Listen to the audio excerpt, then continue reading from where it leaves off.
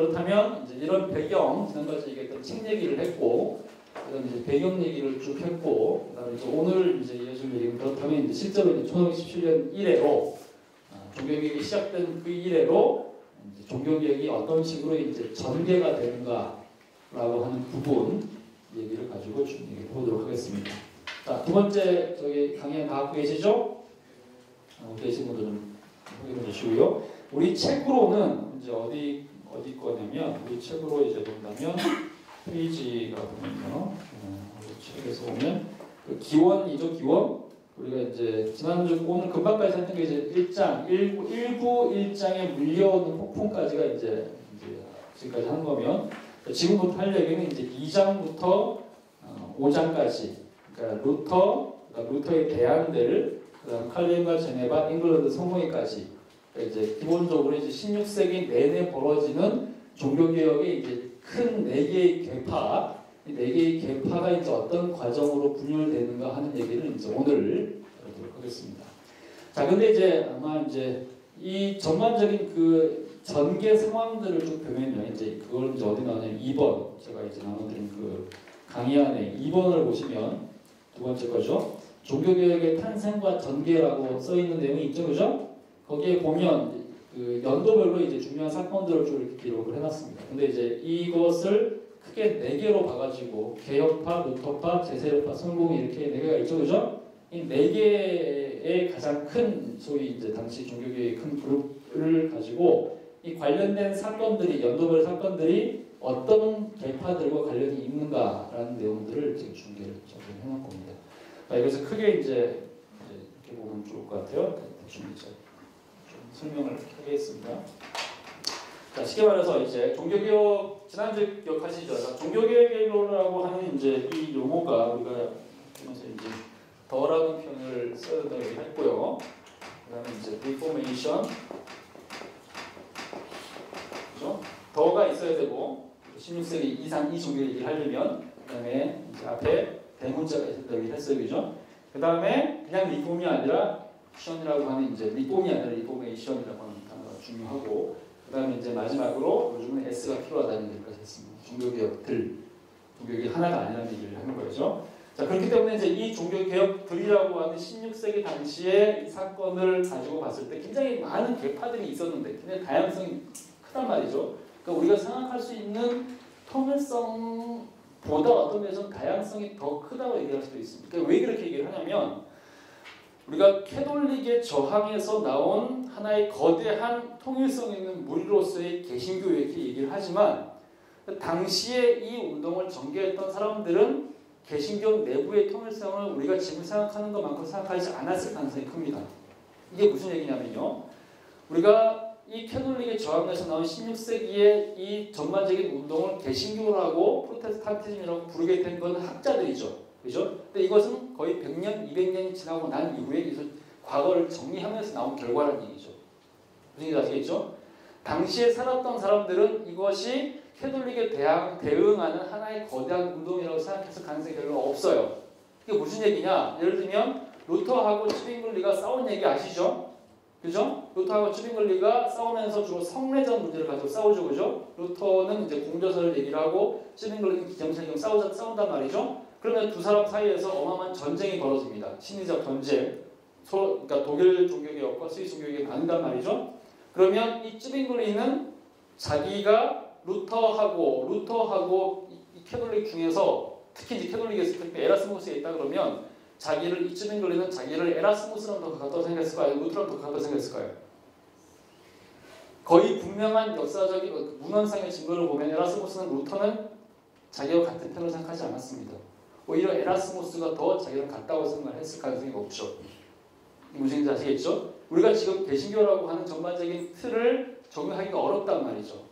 심지어는 당시에 제세례파 같은 경우에 제세례파 같은 혁명 막 일으키고 농민운동 이런 거 막 했잖아요, 그죠? 그래가지고 이제 모든 뭐 이렇게 기존의 권위들 이제 저항하고 귀족 다 필요 없다, 그다음에 교회 사실 필요 없다 이러면서 농민전쟁을 벌였죠, 그죠? 토마스 민저라는 사람이 이제 주도를 했는데 토마스 민저가 원래는 그 루터랑 같이 비텐베르크에서 계획을 했던 사람이거든요.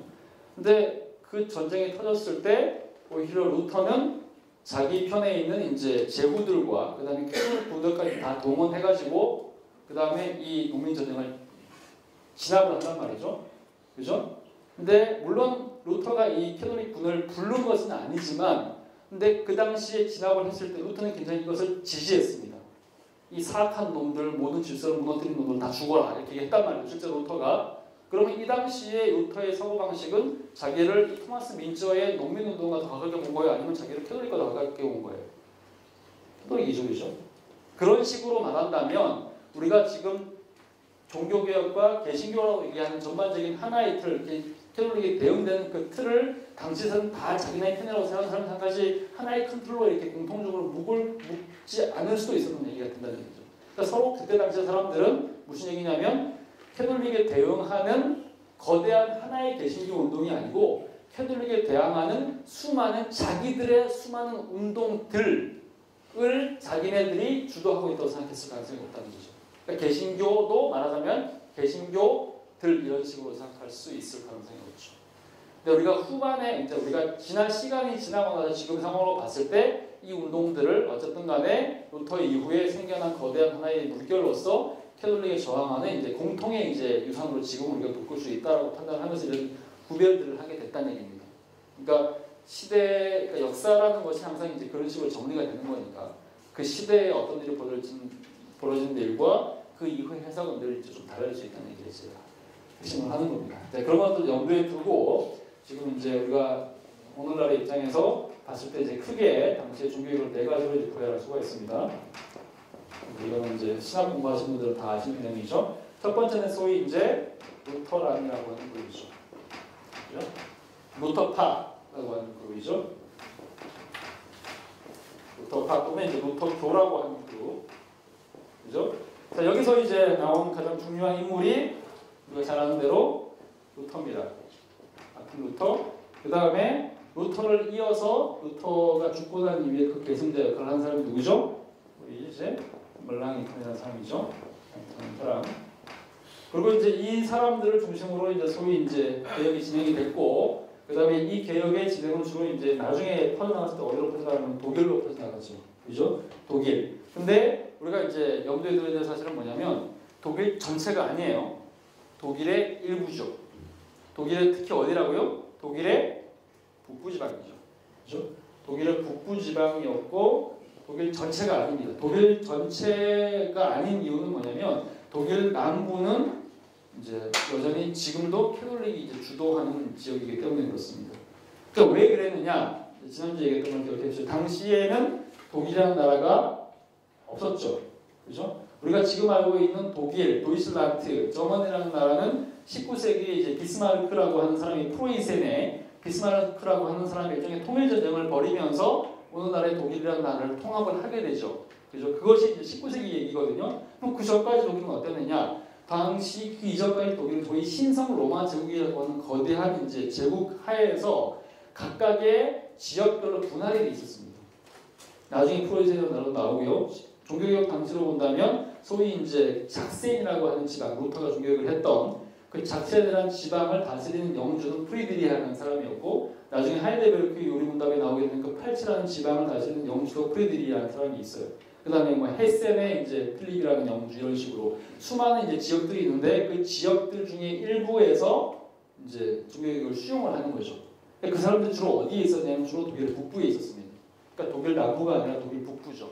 독일 남부는 여전히 캐톨릭으로 있단 말이죠. 그래서 지금도 독일에서 가장 부유한 도시가 어디냐면 베를린은 이제 별로 부유한 도시는 아닙니다. 동유럽에 근처에 속해 있었기 때문에 수도이긴 하지만 별로 경제적으로 그렇게 부유한 동네가 아니거든요. 독일에서 가장 부유한 동네는 축구를 가장 잘하는 어디예요? 바이에른 뮌헨입니다. 뮌헨.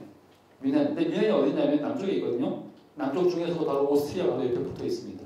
오스트리아는 캐톨릭 국가거든요. 뮌헨은 캐톨릭입니다. 그러니까 독일은 거의 절반 가까이가 이제 캐톨릭이죠. 그러니까 국교가 이제 부분적으로 이제 나눠져 있다고 얘기할 수 있는 거죠. 어쨌든 독일 북부, 그 다음에 독일 북부에서 하면서 독일 북부로 가면 이제 거기 있는 나라들이 있죠. 어떤 나라들이 있나요? 독일 북부에 소위 오늘날 우리가 알고 있는 스칸디나비아에 있는 나라들이 있죠. 덴마크하고 노르웨이하고 스웨덴, 그 다음에 핀란드 그런 나라도 있고, 그 다음에 조금 이제 오른쪽으로 가게 되면 소위 이제 오늘날 거기 그 발트해라고 들어보셨죠? 러시아하고 소련, 러시아하고 이제 핀란드랑 이제 사이에 있는 발트해 상국이 있습니다. 아시죠? 발트해 상국이 어떤 나라예요? 뭐죠? 뭐예요? 모르세요? 라트비아, 에스토니아, 리투아니아 들어보셨죠? 몰라요? 언젠가 한번 가보세요. 대한민국 사람들이 죽기까지 가장 가보기 힘든 나라들 중에 하나겠죠, 그죠? 근데 그 중에 두 나라가 루터파입니다. 한 나라는 이제 정교회, 에스토니아는 정교회고 라트비아와 이제 리투아니아는 이제 저기 있는 거죠. 라와 이제 리하고 있고요. 주로 이제 독일어권과 이제 주로 이제 북유럽 언어권으로 이제 풀어 나가는 거죠. 자, 이것이 이제 루터파고요. 그 다음에 이제 루터파와는 달리 우리는 루터파와는 다른 견해를 가지면서 이제 일종의 이제 지역적으로 다른 종교를 했던 사람들을 소위 우리가 뭐라고 얘기하냐면 뭐라고 얘기하죠? 이렇게 얘기합니다. 개혁파라고 얘기하죠. 개혁파를 시작한 사람이 누구냐? 시작한 사람이 이제 스위스에서 특히 이제 스위스의 쥐리히에서 독일어권 쥐리히에서 종교를 시작한 이제 쯔빙글리라고 하는 사람이죠, 그죠? 그 다음에 쯔빙글리의 뒤를 이어서 이제 역할했던 사람이 불링거라는 사람이 있었고요. 그 다음에 이제 같은 스위스와 비슷한 이제 연방 역할을 했던 지역이 이제 주로 이제 그 바젤, 베른 이런 도시들이 독일어권 도시들 여기서 이제 활동했던 사람들이 이제 들어보셨는지 모르겠어요. 웨콜람 파디우스라는 굉장히 어려운 이름이죠. 파디우스라는 사람도 있었고, 그 다음에 이제 수많은 이름들 중에서 스트라스부르에서 활동했던 굉장히 중요한 학자가 하나가 있는데 이런 사람이 있습니다. 이 사람 어떻게 읽는지 아세요? 뭐라 그러고요? 부처? 부처 어떻게 예수 믿어요? 말도 안 되는 소리. 아니잖아요. 뭐예요? 부처죠. 실제로 이런 얘기 있습니다. 한국에 있는 아주 거대한 소위 장자교단이라고 하는 교단에서 강도사고시를 이제 어떤 전도사님이 신학교를 졸업을 하고 나서 강도사고시를 보러 갔어요. 시험 문제가 이제 뭐였냐면 종교개혁자들에 대해서 이제 아는 대로 쓰고 그 사람들에게 사상을 이제 간략하게 정리하라 이거죠. 근데 어떤 한 전도사님이 이걸 좀 열심히 했던 전도사님이 책을 열심히 읽은 전도사님이 이제 당연히 이제 루터 쓰고 쯔빙글리 쓰고 칼뱅 쓰고 부처를 쓰고 쓴 거예요. 근데 심사위원 중에 어떤 분이 이제 부른 거죠. 불러가지고 넌 도대체 어떻게 예수를 믿는 놈이 부처를 종교개혁자로 쓸 수 있느냐. 그래가지고 이제 그분을 이제 떨어뜨린 있습니다. 이제 물론 이후에는 이제 물론 이제 상황이 정리가 되면서 이렇게 회복이 되겠죠, 그죠? 부처. 그래서 이 사람이 이제 독일계 사람이니까 마르틴 부처 이렇게 되거든요. 원래 이렇게 글을 읽으면. 근데 이제 이게 오해를 느낄 수 있다는 이유에서 영어식으로 읽어서 마틴 부서라고 이제 써야 된다고 생각하는 사람들도 있습니다. 일부러 그렇게 쓰려고 하는 거죠. 오해를 느끼지 않기 불필요한데. 어쨌든 부처. 근데 이게 중요해요. 왜 중요하냐면 부처는 이제 스위스에서 종교개혁을 하면서 사실상 칼뱅한테 가장 큰 영향을 준 사람이 부처입니다. 부처이고 그 다음에 그러면서 루터하고 쯔빙글리가 막 죽어라고 치열하게 싸우면서 이제 서로 이단이라고 막 존재하고 그럴 때 이 두 사람을 그러니까 중재하면서 이제 소위 이제 개신교 신앙의 일치를 가장 치열하게 이제 논의했던 사람이 바로 부처예요. 그래서 부처는 굉장히 중요한 인물이고요. 자, 이 사람들은 소위 1세대입니다. 그리고 이제 파렐이라고 하는 사람이 있죠. 제네바. 이건 이제 여기까지는 이제 주로 독일어권 스위스고요. 스위스는 여러분 다 되겠지만 스위스는 이제 지금도 언어가 세 개거든요. 북쪽 지방의 이제 이름 자체가 이제 베른, 바젤, 뭐 쭈리히 이런 자체가 독일식 이름이잖아요. 여기는 독일어권입니다. 근데 이제 좀 왼쪽 서쪽에 보면 제네바, 우리가 제네바라고 얘기하는데 주네브죠. 주네브. 그다음에 이제 로잔네 뭐 이런 동네는 이제 프랑스어권 지역이거든요. 그 다음에 이제 이태리 그 아토스 쪽에 있는 동네들은 이태리어를 씁니다. 이태리어랑 밀라노 북쪽 쪽에 연결되어 있기 때문에 이렇게 세 가지가 있는데 당시 종교개혁에 참여했던 그룹은 주로 이제 독일어권하고 이제 프랑스어권 구역이었죠. 그래서 여기까지가 이제 독일어권이고요. 프랑스권으로 넘어오면 이제 당시에 이제 막 독립해가지고 이제 막 힘을 얻기 시작하던 도시인 주네브. 그래서 이제 종교개혁을 하던 사람이 이제 파렐이라는 이제 아주 기욤 파렐이라고 하는 굉장히 이제 과격한 성격이 이제 급한 사람이 있었습니다. 이 사람에 이어서 이제 파렐이 영입한 이제 개혁파의 소위 슈퍼스타 제 2세대 종교개혁자 그 사람이 누구냐면 칼뱅이죠. 그 다음에 칼뱅이 후계자, 그 다음에 이제 벨자 이런 식으로 해서 이제 종교개혁이 이제 리폼드 개혁파라는 이름으로 이제 종교가 됩니다. 이제 스위스 구역이었고요. 근데 이제 지역적으로 봤을 때는 이제 제일 먼저 이 사람들이 스위스에서 종교를 시작을 하고 그 다음에 이제 이 사람들이 이제 만든 그 사상이 개혁파라는 사상이 퍼져나가게 될 가장 중요한 지역이 이제 네덜란드라는 지역입니다. 네덜란드는 이제 오늘날에는 굉장히 중요한 개혁파 지역으로 이제 16세기 이후에 17세기 이후에 쪽이 등장을 했지만 당시 네덜란드는 이제 식민지였거든요. 스페인 식민지였습니다. 스페인의 식민지였는데 스페인의 식민지로 있으면서 이제 독립국가가 아니었죠. 그 다음에 이제 스페인은 아주 강력한 캐톨릭 국가였고 당시 이제 유명한 필리프 2세 무적 함대 그 필리프 2세가 이제 주도하던 그런 시대였는데 근데 조금 이따 이 네덜란드가 이제 독립을 하게 됩니다. 독립을 하게 되면서 독립을 하면서 이제 대체로 항상 그렇죠. 이제 어떤 나라가 이제 식민지가 되어 있을 경우에는 그 식민지로 자기 통치하는 나라에 이제 저항을 하면 정치적으로 저항을 할 뿐만 아니라 워낙에 미우니까 그죠? 그 사람들이 믿고 있는 것과는 다른 것들을 믿게 될 가능성이 높죠. 그죠? 근데 당시에 로마 캐톨릭의 가장 강력한 보루이자 종교재판소가 설치돼가지고 수많은 사람들 막 처형하고 있는 나라가 어디면 스페인이거든요. 그러니까 이제 스페인에 대해서 저항하면서 네덜란드 사람들이 수용을 하게 된 굉장히 중요한 종교가 뭐냐면 소위 개혁파 개신교죠. 근데 그때 당시에 이제 리드를 하면서 이제 소위 이제 독립의 영웅으로 활동했던 사람이 이제 소위 이제 윌리엄, 영어로 윌리엄 오렌지라는 분을 씁니다. 오렌지라는 프랑스의 오랑주라는 지역에서 온 윌리엄이라는 사람이 사실 원래 캐톨릭이었거든요. 이제 종교를 하면서 이제 이후에 이제 돌아서는 거예요. 근데 윌리엄하고 오렌지인데 이제 그 나라 말로 네덜란드 말하면 빌럼 이제 오라냐 이렇게 이제 폰 오라냐 이렇게 번역이 되는데 오렌지죠. 근데 이 사람들이 이제 그 이후에 네덜란드가 처음에는 공화국이었다가 이후에 이제 왕국으로 이제 체제를 변경을 하거든요. 지금도 그래서 네덜란드는 왕국이죠. 그러니까 우리가 네덜란드 왕국이에요. 우리가 영국만 왕국으로 생각하는데 스웨덴도 왕이 있고 네덜란드도 왕이 있고 그다음에 스페인도 왕이 있습니다. 그 왕국이에요. 근데 이제 이 왕실이 말하는 오렌지 가문, 오라녀 가문이 이 나라의 이제 독립 영웅이자 이제 불세출의 이제 독립 영웅이자 국부이자 이제 왕실이 된 거죠. 그래서 오렌지라고 하는 가문의 이름 때문에 이 사람들의 유니폼 색깔이 굉장히 중요해졌죠. 무슨 색깔입니까? 오렌지 색깔이죠. 그래서 네덜란드의 모든 스포츠 팀은 이게 축구든 뭐 심지어는 이제 겨울 동계 스포츠 하는 그 스케이트 하는 사람들이 이제 무조건 색깔이 뭐예요? 오렌지죠. 왜냐하면 그래서 오렌지 구단인 거죠. 이게 거기서 나온 이름인 거죠. 네덜란드요. 그 다음에 이제 중요하게 생각해야 될 게 이제 독일 지역에서요.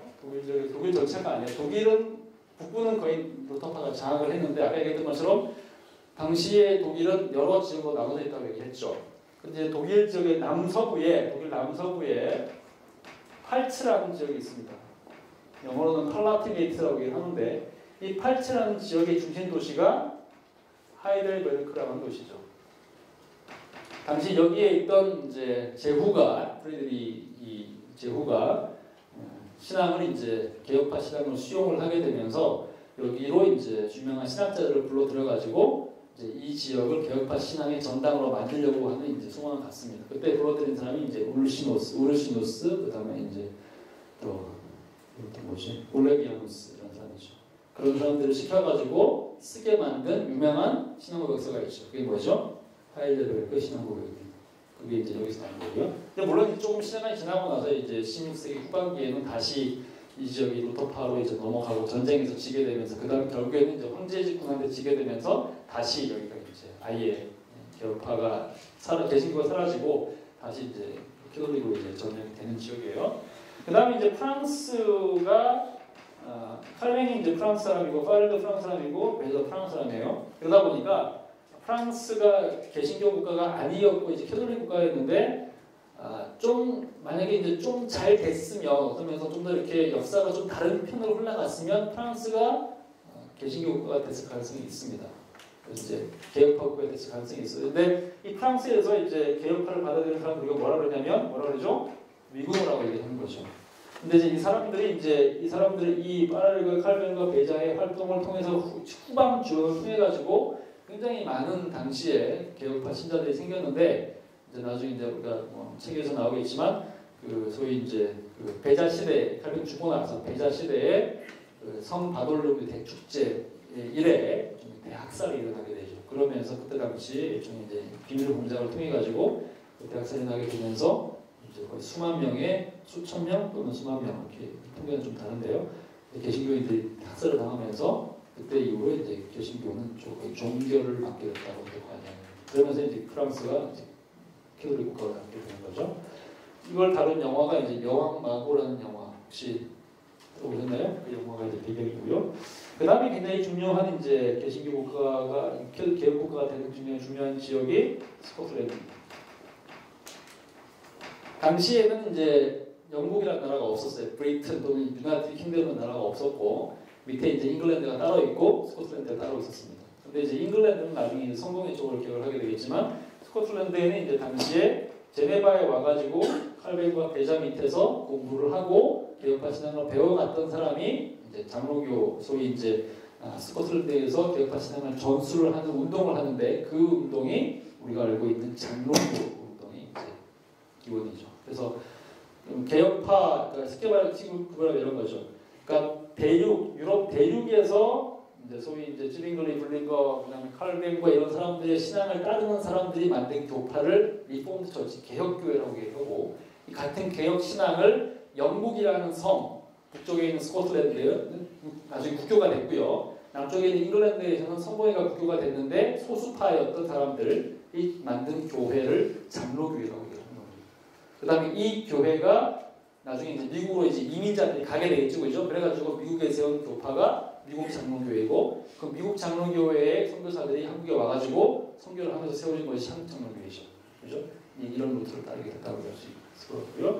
자, 이것이 이제 소위 개혁파 라인이고, 그 다음에 세 번째를 우리가 얘기해야 되는 것이 이제 이게 뭐냐면 소위 이제 아나베티스트라고 하는 사람들입니다. 이걸 제세례파라고 얘기하는 거죠. 제세례파는 이제 그러면 이제 어떤 사람들이냐? 쉽게 말해서 제세례파는 이제 이름 자체에 보는 것처럼 아나는 이제 리라는 의미고요, 리 또는 이제 릴이라는 의미입니다. 제는 뭐냐면 이제 새롭게 한다는 얘기고, 그다음에 릴은 이제 없다, 무라는 얘기죠. 이건 뭐냐면 베프티스트 세례를 주는데 어떤 세례가 없다는 얘기냐? 세례를 다시 받아야 된다고 얘기하는 표현이기도 하고 한편으로는 이제 세례가 없다는 얘기도 해요. 그 없다는 얘기는 뭐냐면 유아 세례를 우리는 인정하지 않는다라는 의미예요. 그거고요.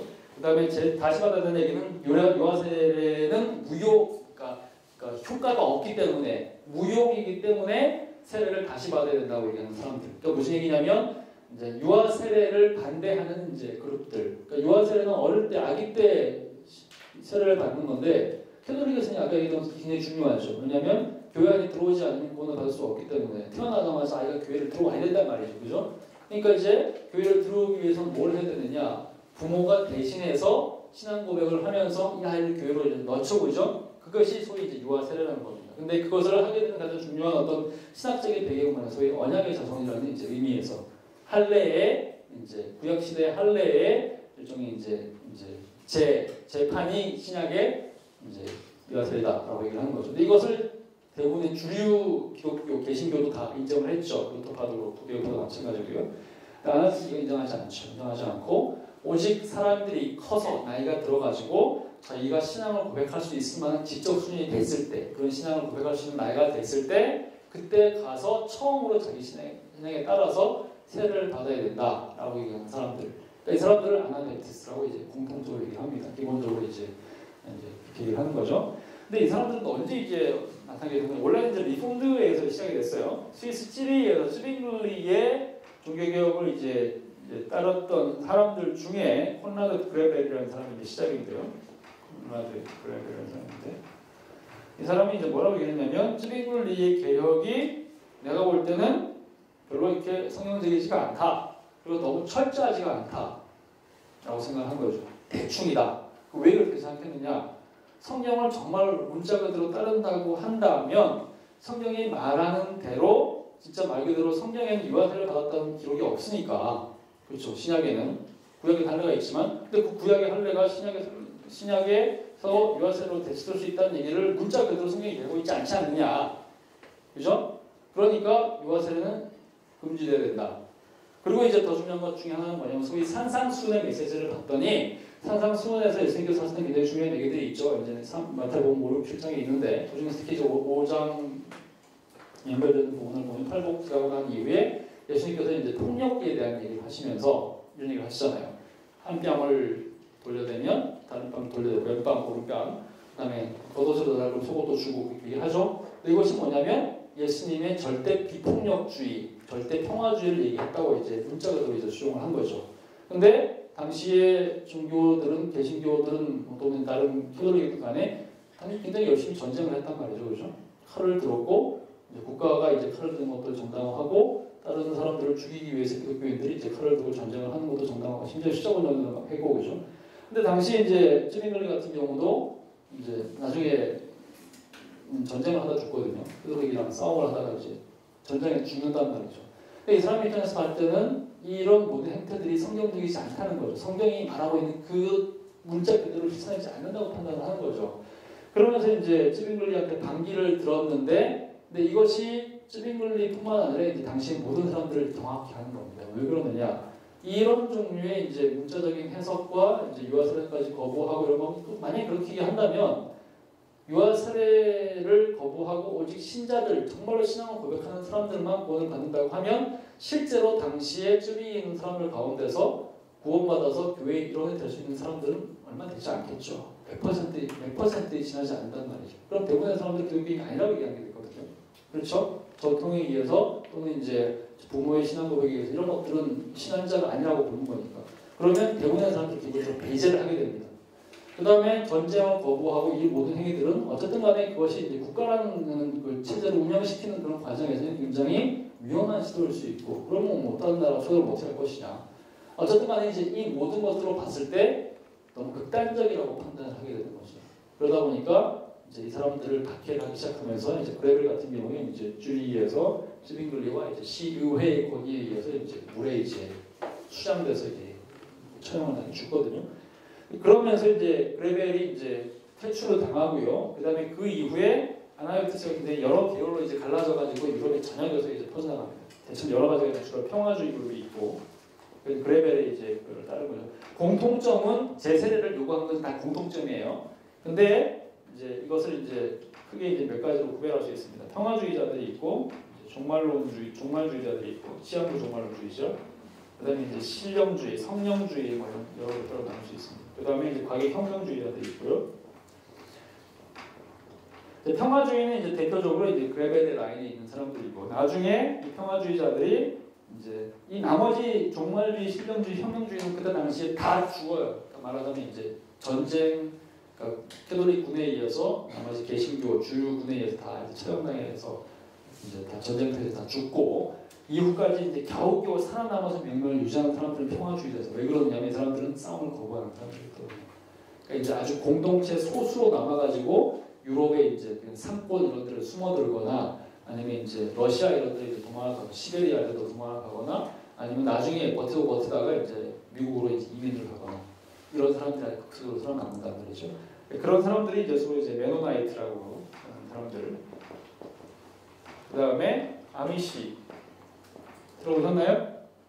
미국에서 아미시는 얘기 들어보셨죠? 메노나이트는 조금 더 건전하고 좀 더 이렇게 조직이 좀 더 이렇게 분명한 그룹이고 메노나이트 그룹보다 더 보수적으로 이제 있으면서 나왔던 사람들이 아미시 이 사람들은 이제 여러분 TV에서 많이 보고 이제 영화에서도 보고 그러겠지만 다큐멘터리 이런 데서 이제 미국에 이제 펜실베니아 쪽으로 가면 이제 필라델피아 옆에 랭카스터라는 지역에서 이제 사는 사람들이죠. 17세기에 이제 시커먼 옷을 그대로 입고 검은 빵모자 이제 그 챙기는 모자 쓰고 전기를 거부하기 때문에 이제 마차 끌고 다니고 그러면서 이제 단추 있는데 저는 이제 단추는 또 안 답니다. 왜냐면 단추는 이제 사치와 허영과 탐욕과 이제 그 상징이기 때문에 저는 이제 죽음 안 가는 사람이에요.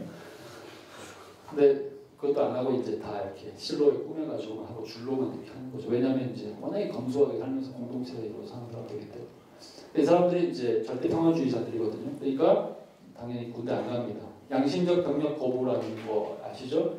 한국에서는 이제 양심적 병력 거부가 이제 주로 이제 여호와의 증인들만 하는 걸로 이렇게 알고 있는데, 양심적 병력 거부는 이미 400년, 500년 된 전통이죠. 그래서 유럽과 미국에서는 이것을 당연하게 인정을 합니다. 물론 이제 지난 300년 동안은 핍박을 많이 했죠. 지금은 다 인정을 합니다. 왜냐하면 이 사람들이 갖고 있는 신앙의 정통성이 있기 때문에, 정통성이 있고, 그러면서도 이 사람들이 신앙의 양심을 존중한다는 의미에서. 근데 우리는 이제 이런 그룹이 거의 없이 이제 거의 다 여호와의 증인 뭐 이러다 보니까 기독교들이 유지하게 반대를 하거든요. 근데 이제 원래는 이 전통이 중요한 전통 중에 하나죠. 근데 이 사람들이 이제 유명하게는 진짜 말 그대로 이제 문자 그대로 산상순의 말씀을 실천을 하면서 맞고 저항하지 않고 이제 싸우지 않는 거. 실제로 이제 관광객으로서 간 사람들 중에 이제 사람들이 막 구경하고 사진 찍고 이러면 그 동네에 있는 이제 아베시가 아닌 깡패 같은 놈들이 많이 있단 말이에요. 어디서 그런 놈들 있잖아요. 지나가면서 관광객들 앞에서 일부러 이제 지나가는 아미시 사람들 막 뺨을 막 때리고 막 그러거든요. 저항하는지 저항 안 하는지 보라고 사진 찍으라고 그러고. 근데 실제로 이제 거기서 이제 저항 안 하고 이제 그러죠. 가끔씩 저항하는 이제 다혈질 아미시 친구들이 있는데 거기 끌려가가지고 치리와 이제 징계를 받으면 슬피를 우려하려고 공동체에 쫓겨나서 그러는 거죠. 영화도 막 이 사람들이 이제 남아있는 사람들이고, 특히 이제 재밌는 건 이제 이게 이 사람들이 미국으로 건너오기 이전에 소수의 이제 사람들이 이제 동유럽으로 많이 이민을 도망갔습니다. 왜 그러냐면 서유럽에 남아있으면 다 죽거든요. 캐톨릭한테 죽고 신교인들한테 죽죠. 근데 이제 굉장히 유명한 얘기가 이런 거 있죠. 그러니까 덕 누구 이런 얘기인데, 이제 경찰이 이제 당시 이제 이 평화주의 신앙이 이제 거부되었을 때, 불법이었을 때, 이제 이 신앙을 믿는다는 이유로 이제 사람들이 잡으러 온단 말이죠. 경찰들이 잡으러 오니까 이 사람이 도망가죠. 한겨울이었는데, 지금처럼 추운 겨울이었는데 도망을 막 가니까 경찰이 막 쫓아오죠. 숲이었어요. 이제 너무 추운 겨울을 해가지고 이제 얼음이 꽉꽉 이렇게 얼어 있는 겁니다. 겉으로 왔을 때, 이 사람이 막 도망가죠. 도망가는데 뒤에 아마 사진으로 봤을 거예요. 뒤에 쫓아온단 말이죠. 근데 가다가 이 사람은 무사히 이제 호수를 건너가지고 도망을 가는데, 이미 이 사람이 밟으면서 이제 얼음에 균열이 생겼단 말이죠. 뒤에 쫓아오는 경찰이 쫓아오다가 이 사람이 밟은 그 얼음을 밟고 물에 빠졌죠. 대부분 다른 경우에는 그냥 이제 도망을 가겠죠. 살아야 되니까. 이 사람은 돌아와가지고 이 사람을 이제 경찰을 구해주죠. 그리고 체포당하는 장면. 그림으로 좀 보신 적 있죠? 이게 아미시 또는 이제 메노나이트 제대로 신앙이 굉장히 중요한 이제 특징을 보여주는 것 중에 하나고요. 그 다음에 이제 또 하나의 이제 사례를 들면, 혹시 이제 그 소련에서 옛날에 이제 수용소 시대, 공산주의 수용소 시대에 소위 사상범들을 가두는 그 수용소들이 시베리아에 많이 있었던 거 기억하시죠? 그 수용소에 대한 그 르포 같은 이제 소설을 써가지고 유명해진 사람이 그 알렉산드르 솔제니치라는 사람이 있습니다.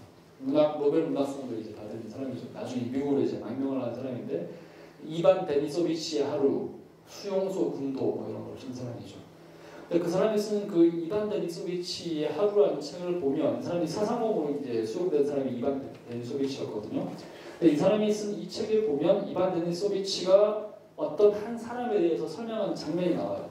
그게 뭐냐면 이런 거. 수용소에 있는데 너무너무 추워가지고 이제 뭐 수용소 먹을 것도 거의 안 주고 이제 더블 이불도 없고 담요도 없는 그런 상황 속에서 막 부들부들 막 추위에 떨고 있고 몸이 아픈 사람에게 자기가 덮을 헛이불 하나밖에 없는데 그 헛이불을 자기가 덮지 않고 주는 사람들이 있다는 거예요. 그 음식들이 나왔는데 자기가 안 먹고 너무너무 늘 부족한데도 안 먹고 그것을 모아놨다가 어떤 사람들한테 주는 사람들이 있다는 거죠. 네? 이런 사람들 있거든요. 그 사람들을 그 책에서 뭐라고 표현하고 있냐면 침례 교도라고 얘기했어요. 이게 누구겠어요? 아나바티스트. 그러니까 미국 침례교도 아니에요. 그 침례교도 우리 그 침례교도 말고 우리 침례교단 그거 말고 아나바티스트. 그러니까 이 사람들이 당시에 거기 가가지고 이제 러시아에서 그런 식으로 살았던 소수의 사람들이 있습니다. 이 사람들이 이제 그걸 지켰던 사람들이고요. 그 다음에 종말론 실현주의가 좀 약간 연결되는 구도들인데, 이제 이게 이제 종말론주의, 오늘날 얘기하는 시한부 종말론, 요한계시록 뭐 이런 거, 뭐 이렇게 내일 모레 누가 오시고 내가 저 그리스도다, 저 그리스도가 아니라 내가 이제 재림 예수다, 뭐 이런 거 하는 사람들이 있잖아요. 신령주의 다 연결된 사람들인데, 이제 얀 윈스터 사태라고 하는 이제 어마어마한 사건이 하나 벌어집니다. 윈스터 사건이라고 하면 얀 마티스라고 하는 네덜란드 계통의 사람이었는데, 이 사람도 아나리오테스였는데, 이 사람이 이제 아나리오테스인 동시에 아나리오테스의 가장 중요한 특징 중에 하나는 성경을 문자 그대로 해석을 하는 거거든요. 근데 평화주의자들은 이제 문자 그대로 해석을 하는데, 그 문자 그대로를 주로 실천적 영역에다가 해석을 하면서 평화주의자들이 됐다 그러면, 이 민스터 사건에 이제 얀 마티스 같은 사람은 문자주의를 주로 요한계시록에다가 이제 적용을 하면서 문제가 생긴 거죠. 그러니까 오늘날에 우리가 알고 있는 대부분의 소위 이제 이런 시한부 종말론자들은 그런 점에서 이제 이 아나리오테스들의 이제 후계자라고 얘기할 수도 있을 것 같아요. 이 사람이 이제 자기가 이제 재림할 그 예수 또는 이제 예언된 이제 그런 종류의 사람이라고 얘기를 하고, 그다음에 민스터라는 동네를 이제 점령을 합니다. 무력을 썼어요, 이 사람들은. 무력을 써가지고 점령을 하고는 거기에 모여 있는 제세례파를 이제 초대교회 공동체처럼 만들겠다고 얘기한 겁니다. 그러면서 이제 성경을 이제 쓰여진 성경만을 따른다라는 의미에서 이제 예수님의 명령을 그대로 지킨다는 의미에서 산상수훈 그대로 이제 실천을 하면서 초대교회의 사도행전에 나오는 2장에 나오는 초대교회 모델을 봤더니 모든 신자들이 다 자기의 것을 이제 남의 것처럼 여기고 남의 것도 이제 공동 소유하고 공동 분배하는 그런 얘기가 나오잖아요. 소위 초기 공동주의 원리처럼. 그거를 그대로 지킨다는 명목으로 이제 사유재산을 이제 금한 거예요. 근데 문제는 이제 사유재산을 그냥 물건으로만 기한한 것이 아니었죠. 자기의 아내, 자기의 남편도 사유재산이 이를 금지하는 대상이 된 겁니다. 어떤 일이 벌어질까요? 이제 난교, 그다음에 이제 일부 다처, 일처 가구 이런 것들이 이제 자연스럽게 이제 벌어지게 되는 거죠. 그러면서 여기서 막 이렇게 뭐 내일 모레 이제 뭐 예수님께서 오셔가지고 그분을 도와주셔가지고 사악한 집 바깥에 있는 뭐 이렇게 개신교회 누구 군대, 그다음에 또 이렇게 캐톨릭 군대 뭐 좀 무너질 것이다. 뭐 이런 식으로 막 예언하고 지네들끼리 막 이렇게 많이 비고 이러니까 이거 완전히 난리가 난 거잖아요, 그죠? 그러니까 이 민스터 사건을 해결하기 위해서 당시 캐톨릭 군하고 개신교군 연합해가지고 쳐들어오는 거죠. 여기로 완전히 박살을 내버리는 거죠. 그래가지고 이제 이 동네가 이제 완벽하게 이제 처참하게 이제 대사륙을 다 죽었어요. 다 죽었다는 거죠. 그 다음에 이제 혁명주의 아까 얘기했던 것처럼 이제 토마스 민초의 농민혁명이죠, 그죠? 농민혁명. 자, 이런 종류의 이제 사건들을 봤더니 당시에 개신교 주에서 봤을 때는 이 사건들이 너무 끔찍한 사건인 거죠. 우리가 지금 위험한 사상에 대해서 얘기를 하고 있는데, 그죠? 위험한 사상은 그러니까 기존의 권위를 거부하고 누구나 다 예수를 스스로 믿을 수 있고 누구나 다 성경을 해석할 수 있는 권리에 대해서 얘기했죠, 그죠? 이게 위험한 사상이 개신교의 시작이거든요. 근데 개신교의 그 원리를 이 사람들 식으로 적용을 했더니 이게 엄청난 일이 벌어진 거죠. 모든 게 다 붕괴되고 국가도 부인되고 뭐 그다음에 교회 권위도 부인되고 뭐 상위 질서 그다음에 무슨 계급 계층 귀족 다 없어진단 말이죠. 심지어는 기본적인 부부간의 룰도 없어지고 가정 다 붕괴되고 그죠. 그러다 보니까 이 사람들한테 이제 고민이 생긴 겁니다. 도대체 성경을 해석할 수 있는 권위라는 것이 도대체 무엇인가? 정말로 말 그대로 이것을 전신자 제사장 룰에 적용을 해가지고 진짜 모든 신자들이 하나도 빠짐없이 다 자기 마음대로 자기 뜻대로 해석하면 되는 건가? 여기에 대해서 사람들이 이제 고민을 하면서 바운더리를 치기 시작한 거죠. 그죠? 그래서 이 바운더리를 적절하게 치고 그것을 규정하는 데 성공한 그룹들이 오늘날 우리가 알고 있는 살아남은 개신교 그룹들인 거죠. 그죠? 그 바운더리를 그럼 어떻게 정했느냐? 소위 교리라는 틀로 정한 거죠. 그죠? 이 바운더리를 밖에 벗어나게 되면 얘들은 얘들처럼 된다. 그리고 이 바운더리를 벗어나서 권위 체계를 다 붕괴시켜버리고 모든 성직자 제도, 그 다음에 이제 목사 제도 이런 것들, 교회 제도 이런 걸 다 붕괴시켜버리면 이렇게 된다. 그렇게 해서 생긴 것이 각 교회들의, 각 교파들의 소위 정치 사상들입니다. 무슨 얘기인지 아시겠죠? 그리고 교리의 틀들인 거죠.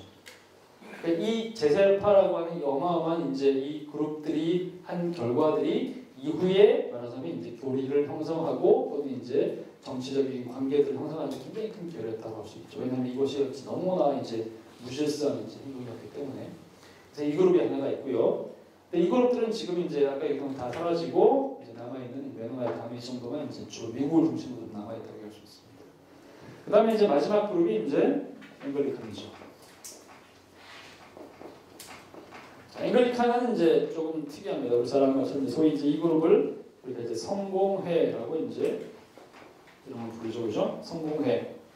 근데 이제 성공회라는 표현은 한국에서는 이제 거룩한 공의회, 사도신경에 나오는 그 표현에 따라서 거룩한 공의회 이렇게 얘기를 하는데 이제 원래대로 이제 이 문자 그대로 번역을 한다면 이제 이 앵글리칸은 이제 그거죠. 앵글로삭스족할 때 그 앵글 굳이 잉글랜드 사람들의 종교라는 뜻입니다. 잉글랜드 교회라는 얘기죠. 그래서 이제 잉글랜드 국교회. 저는 얘기했지만 영국 전체가 아니고요. 스코틀랜드는 장로교니까 잉글랜드 국교회가 이제 앵글리칸이 된 거죠.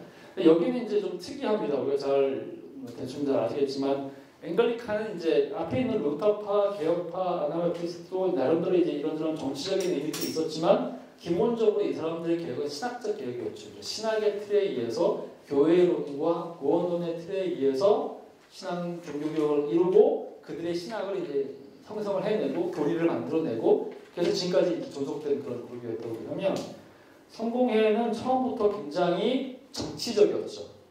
무슨 얘기냐? 잘 아시죠? 정치적인 뿐만 아니라 굉장히 윤리적인 어떤 거고 그러니까 말하자면 이제 좀 추운 일종의 스캔들 같은 걸 한 거예요. 스캔들의 결과로 탄생한 종교가 앵글리칸입니다. 잘 아시죠? 여기에 누가 제일 먼저 이제 큰 이제 등장인물인가요?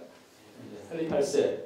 이건 드라마로 무지하게 많이 만들어지잖아요, 그죠? 헨리 8세가 이제 왕이었는데 당시 잉글랜드의 이제 헨리 8세가 건장한 그다음에 정력이 왕성한 이제 거대한 덩치를 가진 이제 그런 이제 왕이었는데 이제 잘 아시죠? 천일의 앤 뭐 이런 얘기 들어봤을 거예요. 이 사람은 이제 원래 아내가 누구였냐면 이제 캐트린 아라곤이라고 아라곤 스페인입니다. 스페인의 아라곤에 이제 캐트린이라는 여자가 이제 아내였는데 문제는 이제 이 아내가 이 사람이 원하는 아내가 아니죠. 왜 원하는 아내가 아니냐? 이 여자가 자기의 첫 여자가 그러니까 이 여자가 이제 남편이 자기가 처음이 아니거든요. 무슨 얘기냐면 이 사람이 형이 있었습니다. 형이 헨리 7세였는데 헨리 7세가 빨리 죽죠. 그래서 헨리 7세의 아내였던 캐토린을 동생이 왕이 되면서 이제 형수를 이제 취수하게 형사 취수라고 해서 형이 죽으면 이 형수를 취하는 이제 이게 구약 시대에 이런 얘기들 좀 나오는데 근데 이게 이제 이게 된 거예요. 근데 이제 자기가 원하지 않는데 이걸 해야 되고 왜 그렇게 해야 되느냐? 당시의 세계 최강은 스페인이거든요. 스페인 아라곤의 왕녀란 말이죠. 근데 이 여자를 버리면 어떤 일이 벌어지냐? 스페인이 당시 무적 함대가 이제 천하 무적의 무적 함대가 있을 텐데 그 당시에 나중에 이제 무적 함대가 이제 영국한테 잉글랜드한테 지지만 그거는 훨씬 시간이 지난 이유거든요. 그것도 이제 일대로 마찬 터진 게 아니라 이제 폭풍우와 바람 때문에 진 거죠. 그러니까 이제 헨리 8세가 이제 이 여자를 놓을 수가 없어요. 그러면 이제 전쟁에서 끝장나고 잉글랜드가 다 없어지는 거니까. 그래서 이제 수를 쓴 거죠. 어떻게 하면 좋을까? 원래는 이제 처음에는 이제 루터의 종교개혁이 시작이 됐을 때 루터의 종교개혁을 반대하고 우리는 철저하게 잉글랜드는 이제 캐톨릭을 지켰다 이래가지고 교황한테 신앙의 수호자라는 명칭을 얻으면서 굉장히 이제 인정을 받거든요. 근데 이제 이 여자랑 사는 게 너무너무 싫어졌죠. 더군다나 이제 교황을 정말 철저하게 이제 뒤에서 후원하던 당시의 왕실이 스페인 왕실이었는데 근데 이제 이 남자가 자기가 좋아하는 여자가 생겼어요. 그 여자가 이제 앤 볼린이라는 여자입니다. 들어보셨죠? 앤 볼린. 당시 10대였고요. 16살인가 17살인가. 굉장히 이제 아름답고 이제 이렇게 생생한 이제 그런 여자분이었는데 너무너무 이제 좋아하게 된 거예요. 그러니까 이 여자는 결혼에 계속 살고 싶은 거죠. 근데 문제는 뭐냐면 이 여자를 원래 아내였던 캐토린을 버리면 모든 면에서 끝장나는 거죠. 교회로부터 버림받고 캐톨릭 신앙에 의하면 이혼은 불법이라는 거죠. 왜냐하면 이혼 자체가 성사기 때문에 얘기했죠. 살제를 통해서 결혼 자체도 일종의 성찬처럼 또는 이제 입교처럼 유아세례처럼 성세로서 지어주는 거죠. 이걸 거부하면 그럼 이혼하면 어떻게 되는 것이냐? 성사를 거부하는 거예요. 이건 파문감입니다. 지금도 로마 캐톨릭 교회에서는 공식적으로 이혼은 불가해요. 이건 불가해요. 지금도 이게 성사예요. 로마 캐톨릭 교회에서는 대충 눈을 감고는 있지만 순간에 이제 왕실의 문제니까 더 큰 문제죠. 그렇죠? 더군다나 아까 얘기했던 것처럼 스페인을 버리면 전쟁 나면 끝장인 거니까. 그래서 어떻게 한 거냐? 앤 볼린이랑 결혼을 하기 위해서 개신교를 당시에 이제 받아들이고 있던 주교 몇 명을 자기 편으로 이제 끌어들이는 거죠. 근데 이 주교들은 굉장히 이제 이것을 반깁니다. 왜냐하면 개신교 신앙이 이 나라에 들어갈 수 있는 굉장히 중요한 기회라고 보고 왜 그러느냐? 앤 불린이 개신교였거든요. 그래가지고 이제 앤 불린이랑 결혼을 하기 위해서 성경과 그다음에 이제 이전에 이제 모든 교회의 모든 법들과 그다음에 모든 신학 사람들을 다 뒤져가지고 이혼이 가능하다라는 이제 일종의 이제 그 증언들, 지지, 서포팅할 수 있는 그런 이제 다큐멘터리를 찾아낸 거죠. 그래서 그걸 갖다 주고는 이제 나는 이제 이혼을 하겠다라고 선언을 하니까 이혼을 하니까 당연히 캐톨릭 교회에서는 로마 바티칸에서는 너는 이제 죽을 놈이다, 너는 파혼이라고 한 거죠. 어떻게 됩니까? 그러면 그래, 그러면 나는 니네랑 결별이야. 그렇게 생긴 게 뭐예요? 소위 이겁니다. 수잔맥이죠. 이게 뭐예요? 이게 헤드랍니다. 헤드, 대빵이다. 뭐의 대빵이라고요? 뭐의 대빵이죠? 교회의 대빵. 교회 대빵이 누군데? 원래 교회 대빵이 누구예요? 공황이죠. 근데 이건 뭐예요? 나는 니네랑 안 놀아. 이제 우리 교회 대빵은 잉글랜드 교회 대빵은 누구라? 바로 나야. 이게 이제 왕이 대빵이 되는 영이 바로 수잔맥입니다. 이렇게 돼가지고 이제 앤 불린을 통해 가지고 이제 낳은 아들이 이전에 이제 아까 얘기했던 그 이제 캐서린이랑 해서 낳은 아들 딸이 있었는데 이게 이제 메리죠. 메리 1세. 다른 말로 블러디 메리라고 하는 그 메리. 앤 불린을 통해서 낳은 이제 아들이 에드워드 6세. 그 다음에 또 이제 뭐 몇 사람 더 있어요. 통해서 나온 게 이제 엘리자베스 1세. 대단한 자식들이 이제 3명이 있는 거죠. 근데 필립 8세가 죽고 나서 그 다음에 왕이 된 사람이 에드워드 6세. 이 사람은 개신교도. 엄마가 개신교니까. 그렇게 해가지고 이때 당시에는 개신교가 융성을 하죠. 자라간단 말이죠. 그러다가 에드워드 6세가 어릴 때 즉위하고 나서 몸이 약해가지고 금방 죽어버리죠. 그 다음 즉위한 왕이 누구예요? 메리 1세. 끝장이 났죠. 우리 엄마를 그렇게 이제 결혼하면서 이제 추방한 스페인은 또 살았거든요. 복수심이 붙어 있어가지고 당시에 이제 엄마의 그 이혼을 도와줬던 모든 사람들, 모든 이제 교회 개신교 신학자들, 주교들을 다 이제 불태워서 이제 대량 대학살을 한 거죠. 그것이 이제 그 존 폭스의 순교사라고 하는 책에 묘사된 죽은 사람들이 바로 거기 나오고요. 물론 그 책은 굉장히 좀 과장된 책입니다. 왜냐하면 굉장히 입장이 뚜렷한 책이기 때문에.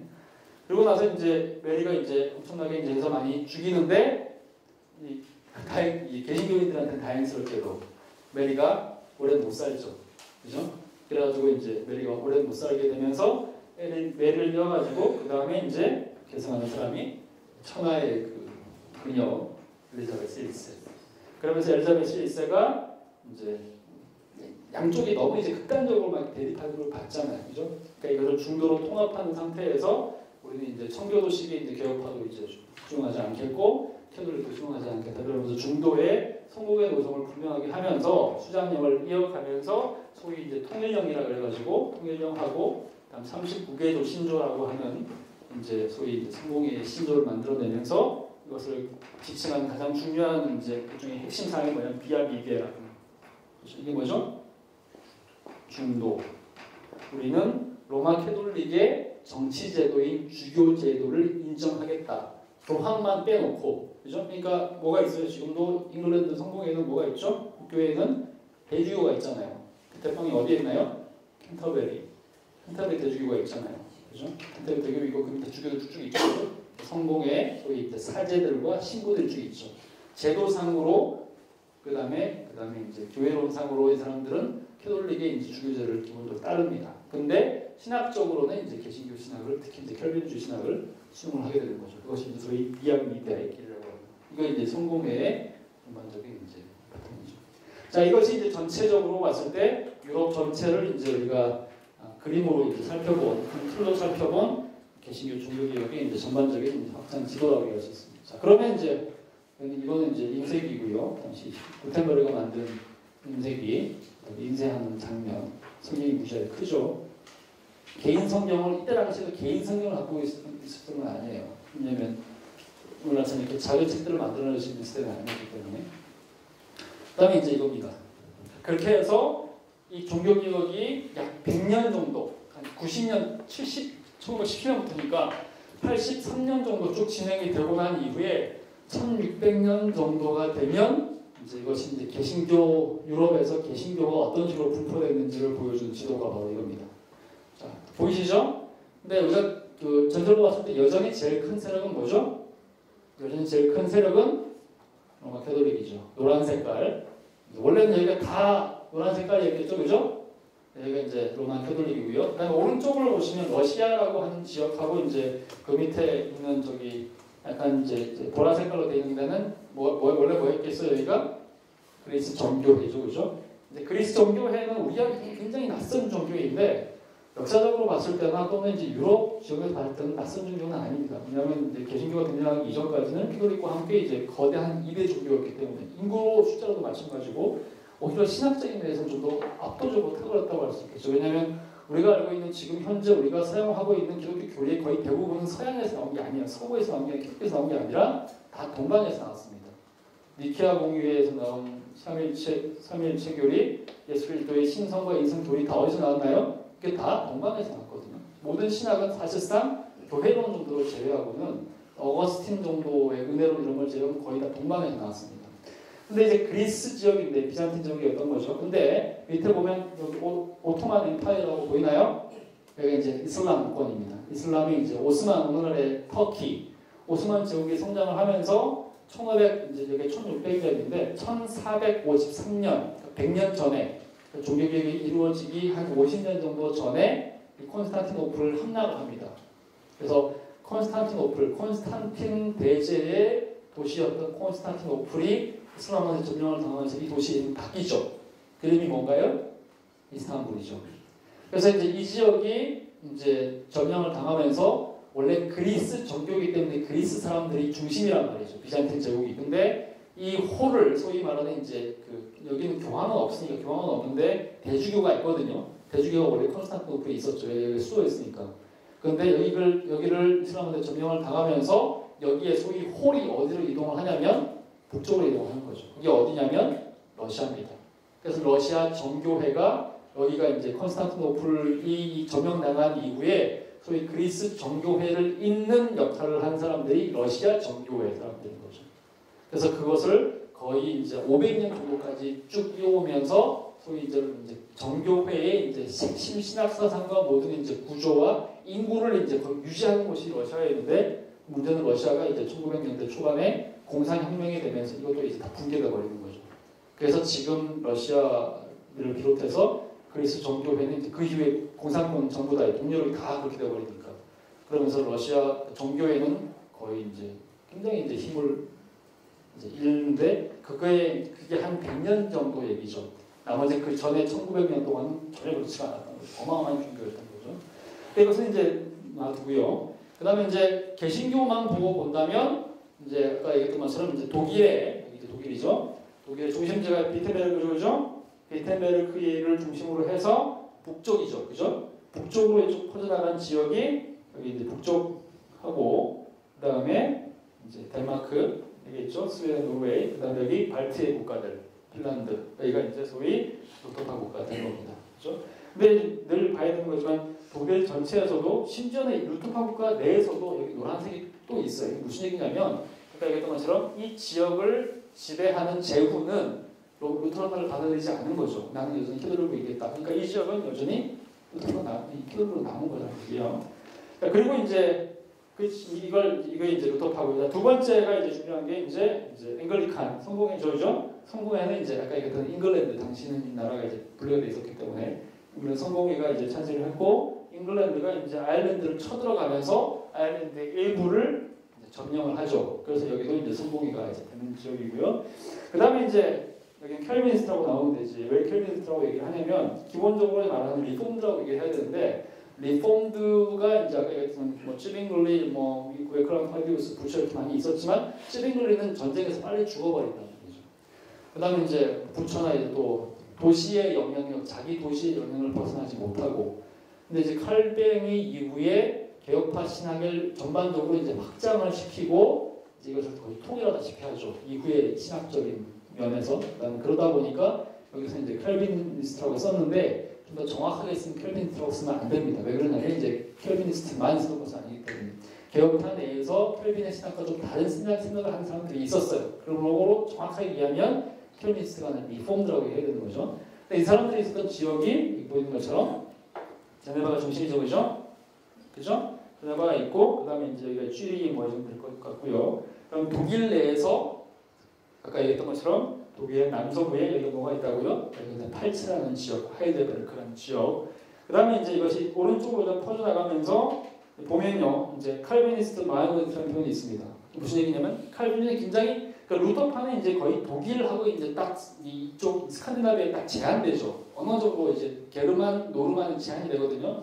근데 칼비니스트는 전체적으로 이제 지역적으로 땅을 차지하지는 못하는데 소위 영향력의 측면에서는 소위 진짜 국제라는 표현을 쓰기에 가장 탁월한 교파는 리폼드예요. 소위 인터내셔널이 된 거거든요. 그렇죠? 왜 그러느냐?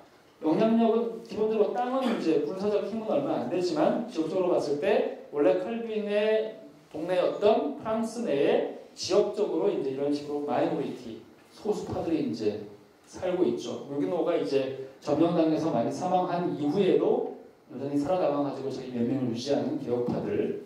그 다음에 이제 보면 여기 이제 폴란드, 리투아니아, 오늘날 헝가리, 여기 보헤미아, 체코 이런 지역에도 이제 리폼드 개혁파 교회가 이제 살아남아 있습니다. 지금도 마찬가지인데 리투아니아나 폴란드는 좀 약하다고 할 수 있고요. 체코하고 그다음에 헝가리의 개혁파 교회가 굉장히 힘있게 살아남아 있어요.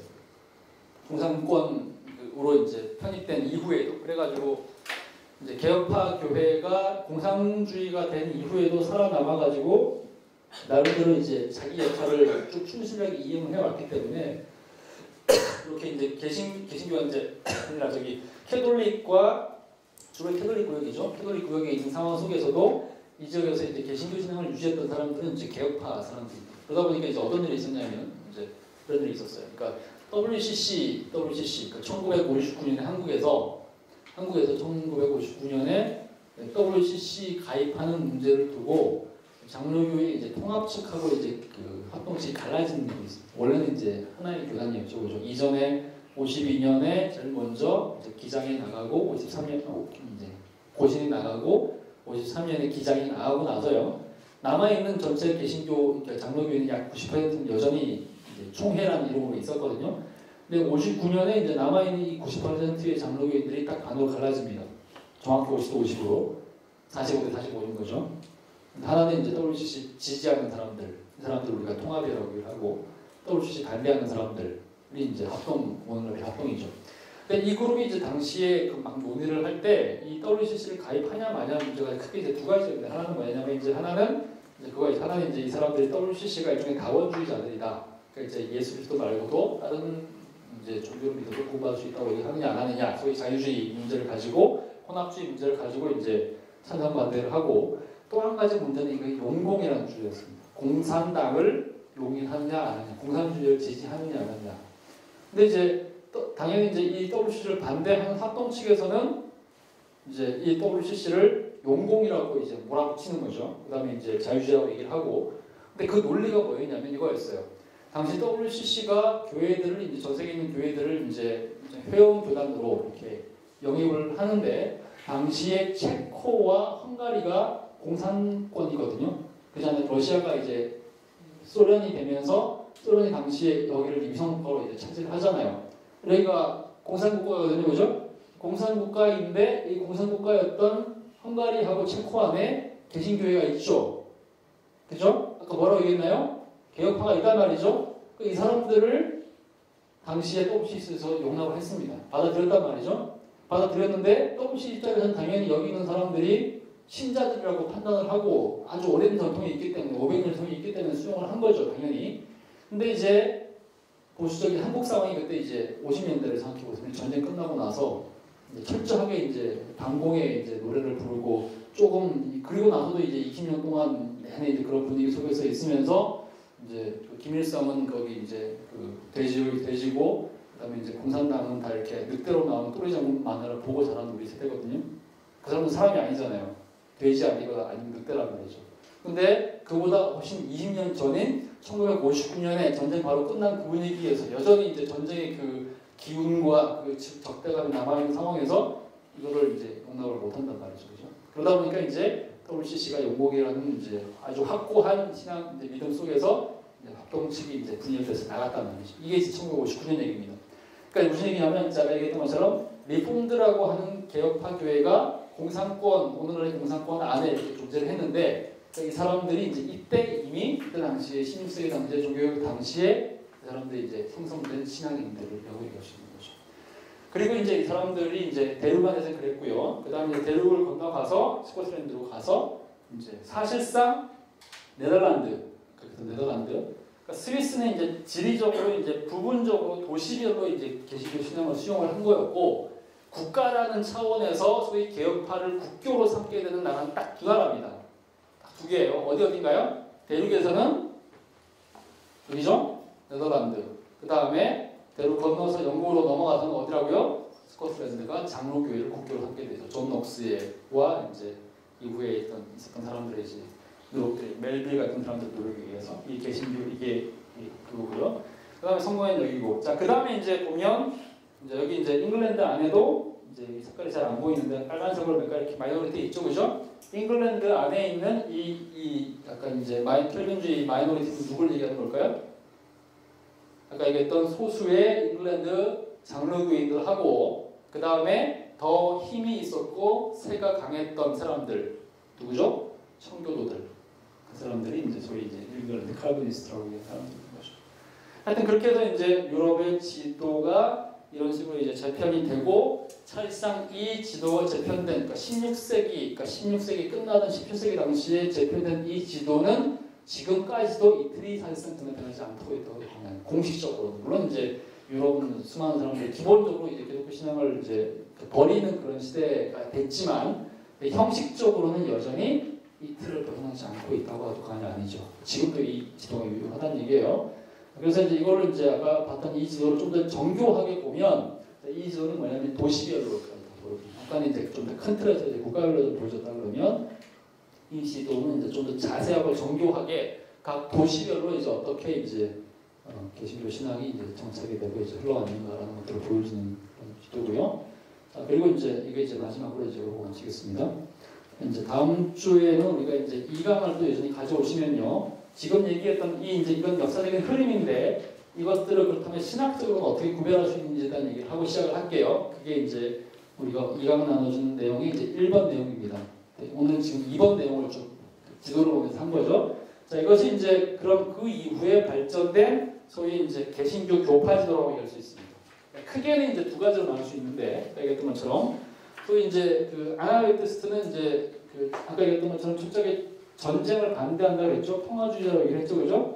전쟁을 반대하고 평화주의가 된다는 얘기는 뭐냐면 우리는 절대적으로 이 기독교 신앙을 정부와 연관시키지 않겠다고 얘기하는 거죠. 그죠? 근데 아까 얘기했던 것처럼 루터 같은 경우는 굉장히 정치적이었죠. 제후의 지지를 받아서 했잖아요. 그 다음에 스티븐글리는 시의회의 지지를 받아서 군대를 동원하면서 했죠. 그죠? 그 다음에 칼빈도 제네바의 시의회와 함께 종교개혁을 했죠. 그죠?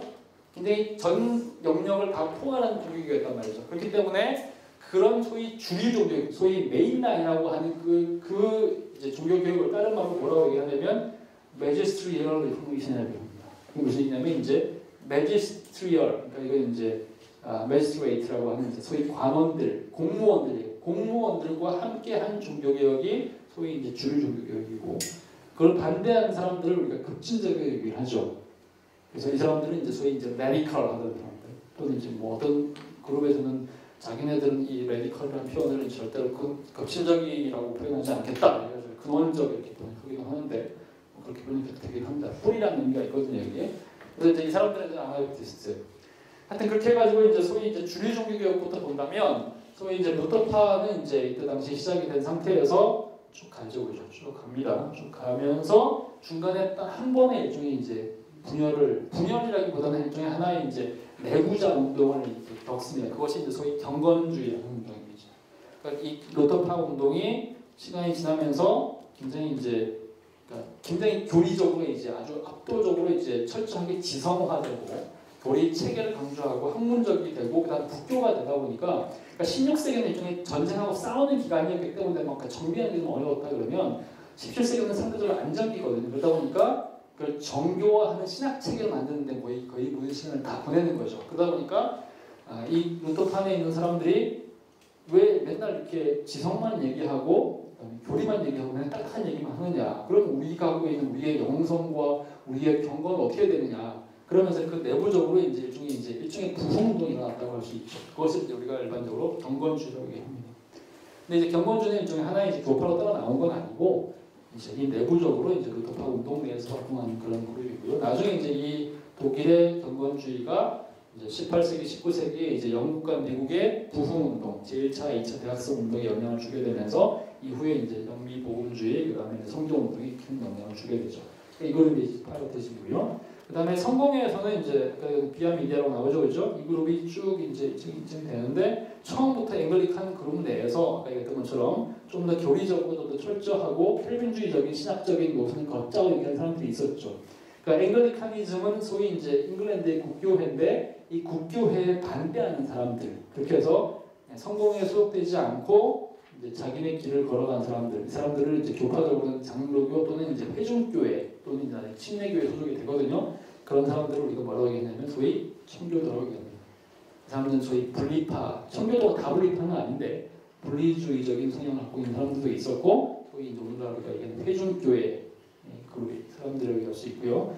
그 다음에 이제 18세기가 되면 성공회 내에서 우리가 잘 아는 것처럼 이제 웨슬리, 존 웨슬리, 그다음 찰스 웨슬리 형제, 그다음에 조지 필드 같은 사람들을 통해서 18세기 부흥운동이 일어나게 되죠, 그죠? 그럴 때 이제 사람들 원래 성공회 사제들이었는데 교회에서 이제 설교를 못하게 하니까 막 너무 막 뜨겁고 막 정신없고 막 이렇게 너무 감정적이고 하니까 못하게 하니까 사람들이 밖에 나가서 야외 설교하면서 주로 이제 가난한 사람들을 대상으로 선도와 전도를 하게 되죠. 이 사람들이 결국에는 이제 교파에서 받아주지 않으니까 자기는 교파를 형성을 하게 됩니다. 이 사람들을 우리가 뭐라고 얘기하냐면 감리교사라고 얘기하는 거죠. 자, 그 다음에 이제 보시면 그래서 보면요, 이제 컨그리게이션 이렇게 나오죠, 그죠? 이제 퓨리탄 같은 라인이고요. 근데 여기 보면 이제 점선으로 이렇게 연결이 되어 있습니다, 그죠? 왜 아까 얘기했던 청교도하고 컨그리게이셔널리스트가 성공회에서 나온 사람들인데 그 사람들을 점선으로 연결해놨느냐 이유가 있죠. 왜냐하면 신학적으로 이 사람들은 칼빈주의를 수용한 사람들이기 때문에, 그죠? 그래서 이제 아까 얘기했던 것처럼 칼빈주의가 있는데 이 칼빈주의가 대륙에서 발전한 사람들을 뭐라고 얘기한다고요? 개혁파, 리폼드 처치라고 얘기를 하고 네덜란드, 그 다음에 독일의 하일데베르크, 아까 얘기했던 이제 저기 헝가리, 그 다음에 체코, 그 다음에 북쪽, 영국 북쪽, 잉글랜드 북쪽에 스코틀랜드에서 번성한 교파를 우리가 장로교, 프레스비테리안이라고 하는 거죠. 그 다음에 이제 아나베이티스트가 이렇게 쭉 갔고요. 그 다음에 이제 그러면 우리가 가장 큰 교파 중에 하나인 침례교는 도대체 어떻게 된 거냐? 침례교는 이제 몇 가지 요소가 결합된 거라고 보시면 됩니다. 한 세기 정도 지난 이후에, 유교역이 시작된 이후에 아나베이티스트들에게서는 유아세례를 금지하는 소위 이제 유아세례 금지, 신자들의 세례 신앙을 받아오는 거죠. 그죠? 그러면서 원래 혈통적으로는 이 사람들이 주로 청교도의 후손들이거든요. 청교도 회중교회의 후손자들. 그러니까 교회론적으로 회중교회를 따르고 상위 기관으로서의 노예와 총회가 없는 그룹입니다. 이게 침례교거든요. 그래서 이제 그 교회로, 그러니까 아나베이티스로부터 유아세례 반대라고 하는 신자 침례를 가져오고 그러면서 칼빈주의 청교도 신학과 그다음에 이제 민주주의 교회론을 복합적으로 이제 결합해서 만든 교파가 소위 이제 침례교라는 교파입니다. 그죠? 이게 이제 침례교가 이제 그 다음에 형성되는 거고요. 그 다음에 이제 나중에 이제 19세기 이후에 등장하는 굉장히 중요한 내용 중에 하나가 있죠. 성결운동, 홀리니스 무브먼트. 우리나라 한국교회의 성결교, 나사렛 성결교파를 들어오셨죠? 이 교파의 기본인데 이 사람들은 감리교 내부에서 감리교 갱신운동을 일어난 흐름입니다. 그래서 이제 사람들이 홀리니스 운동이라고 얘기를 하고요. 그 다음에 이제 감리교에서 좀 이제 이질적인 종말론적 운동이 하나 일어나게 되죠. 이 사람들은 어드벤티스트, 재림파라고 얘기를 하는데 한국에서는 이 재림파를 뭐라고 번역하냐면 안식일교라고 얘기를 하죠. 세븐스 데이 어드벤티스트거든요. 제7일 재림파, 안식교라고 얘기하는 사람들이고요.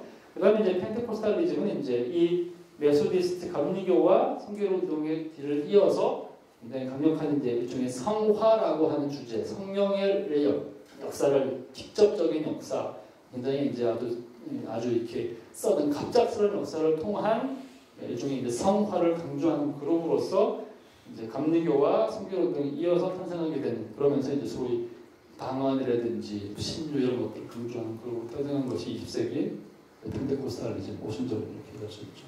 그러니까 이 도표가 이제 말하자면 이제 16세기부터 오늘날에 이기까지 소위 주요 교파가 어떤 라인들을 통해서 이제 형성되게 됐는지를 보여주는 이제 결정적이고 중요한 하나의 이제 도표라고 생각하시면 됩니다. 자, 그렇게 해서 이제 오늘까지 여기까지 해서요. 제가 나눠드린 그 도표의 두 번째 부분, 이번 종교개혁 탄생까지를 다 커버했고, 다음 주에 여러분들이 오시면 1번 있죠. 이제 지금까지 얘기했던 이 교파, 이 전체적인 배경 속에서 그렇다면 이 그룹들을 소위 몇 가지 키워드가 되는 신학적인 주제들이 있는데, 이런 주제들을 가지고 이것을 굉장히 크게 선명하게 일종의 지형도처럼 구별할 수가 있습니다. 5가지 정도가 있거든요. 구원, 교회 뭐 이런 주제들. 그 얘기를 이제 다음 주에 할 테니까 이것을 꼭 가져오시기를 바랍니다. 자, 오늘 여기까지 하도록 하겠습니다. 수고하셨습니다.